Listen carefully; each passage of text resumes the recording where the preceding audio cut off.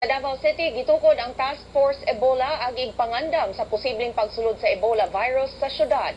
Si Ben Teshorna sa detalye. Ben?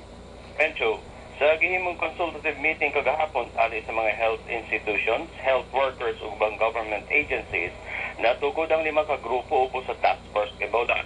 Kini mao ang rapid action, transportation, information, security ug surveillance.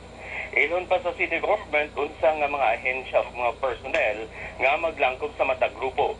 Ingon man tinuunsab ang taha sa matag grupo pagsiguro nga mapugnan ang hulga sa Ebola. Atol sa consultation gipahibalo sa mga health authorities ang syudad kalabot sa facilities alang sa Ebola virus ug ang mga kulang nga ekipo.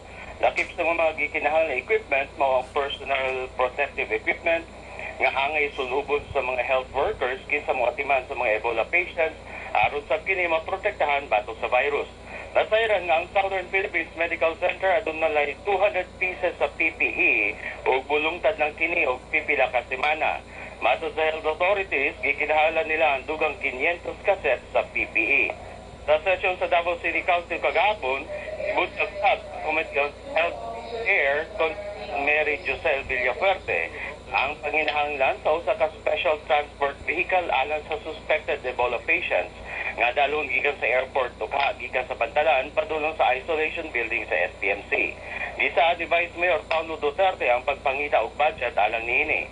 Gisaad sab ni Davao City Mayor Rodrigo Duterte pagpalit og dugang thermal scanners alang sa airport ug Bantalan. Buot pa gani sa mayor nga ibutang sa barko ang mga Ebola patients.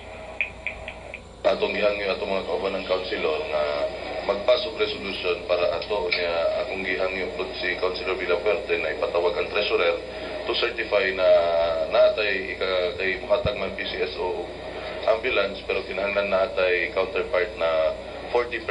So atong ipa-certify sa city treasurer kung nato gitay kwarta. Barko lagi, I was not joking. Everybody was laughing. But the best way to contain people is really to put them sa barko. Kung mahitabo ang grabing senaryo kung mahimong pandemic ang Ebola sa syudad, buot sa mayor nga kontrolahon sa polis o military ang lihok sa katawhan. Medyo.